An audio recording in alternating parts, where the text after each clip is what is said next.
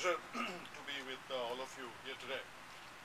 Next 20 minutes or so, I want to talk to you about not something very originally mine, um,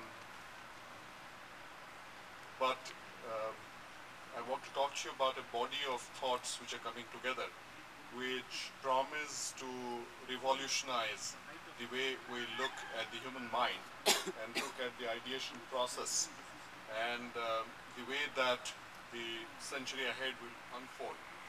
Um, if you look at the last century, it was the century of what we would call left brain thinking.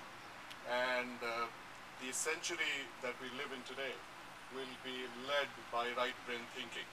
And you'd find that all the speakers who will speak to you today are basically led by the right brain. It doesn't mean that their left brains don't work.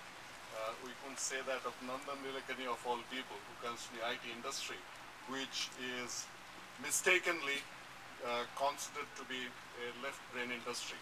So I want to talk to you a little bit about the left brain and the right brain so you understand the nuances. But before that, I want to tell you about the work of a Harvard psychologist called Howard Gardner. Howard Gardner became famous in the last century because he questioned the idea of intelligence.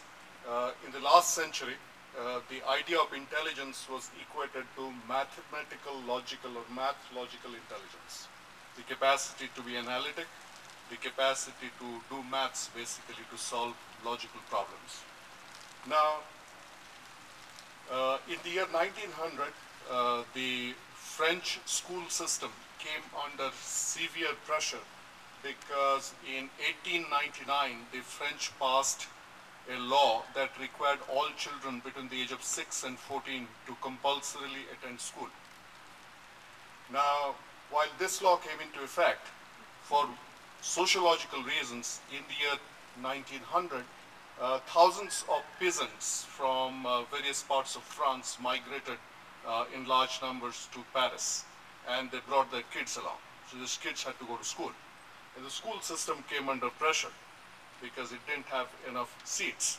So they went to a self-taught psychologist called Binet, B-I-N-E-T, and requested Binet to design an intelligence test so that the brighter and the better kids would get preference into the schooling system.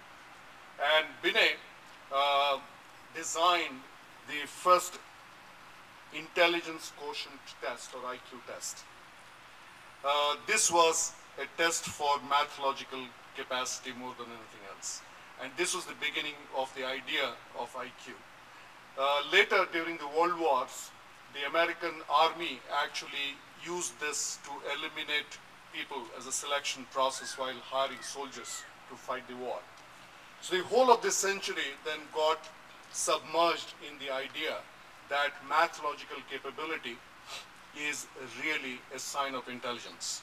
And Howard Gardner questioned that in the later part of the last century and actually said that intelligence, human intelligence, is not a unidimensional thing. It is not equal to math-logical capability alone.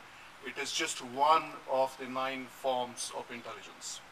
And he listed, and we might find more forms as we understand the human mind better, thanks to advancements in science and more openness in the scientific and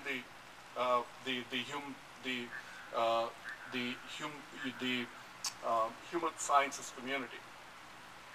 Let me first of all tell you about the 9 forms of intelligence. We talked about math-logical, which is what gets shaped by how we use our left brain. The second is linguistic intelligence. It requires intelligence as acutely as math-logical and analytical capability is required. Linguistic intelligence is very interesting. Some people have higher linguistic capability, some people have to a lesser degree, but it is a very important form of intelligence. It is that what makes us able to write poetry, appreciate poetry, write prose, Some people are gifted with languages. Some people can learn languages much easier. So that comes from linguistic intelligence.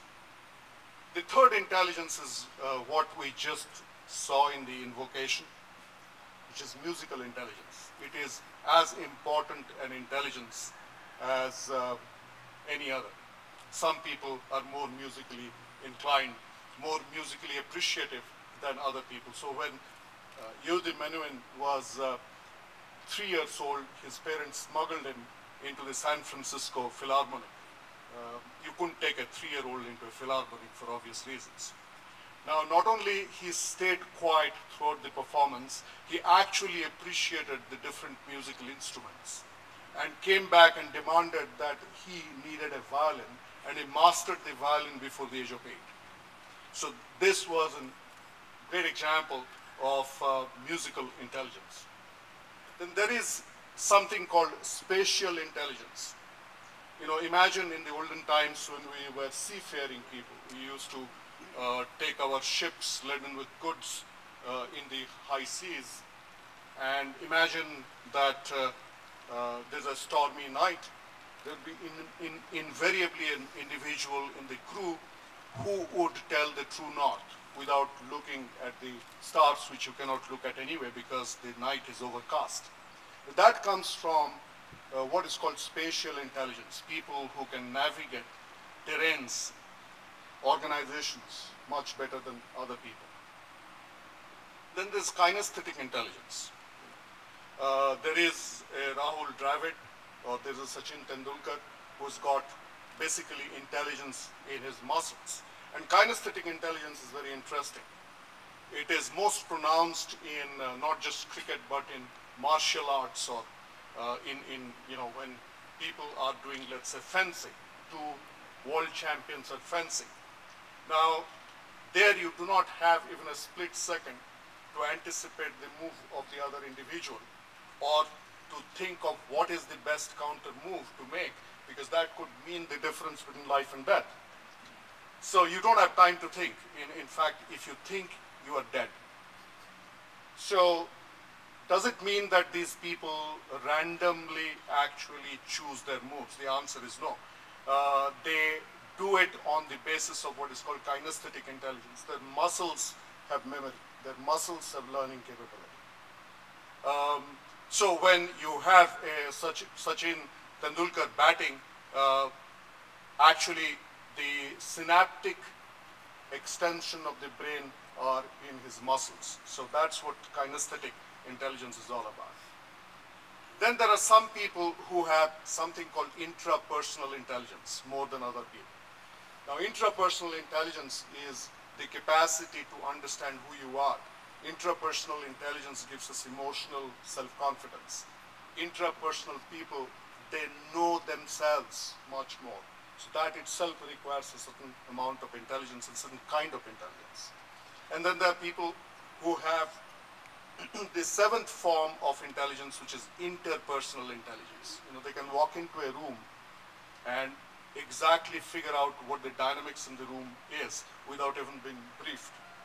In fact, a couple of days back, I met somebody in Paris, and we were discussing Nandan, and he was one of the senior most people in Infosys at one point in time, and no longer with Infosys. And he told this interesting thing about Nandan. He said that Nandan can come from somewhere, get into a meeting room without knowing what's exactly going on, but in a split second, he knows the dynamics. He knows who's holding power, who's actually what the agenda is, and he has the capacity to influence the conversation to go the way he wants it to go. It's a very unique capability. It comes from interpersonal intelligence. And then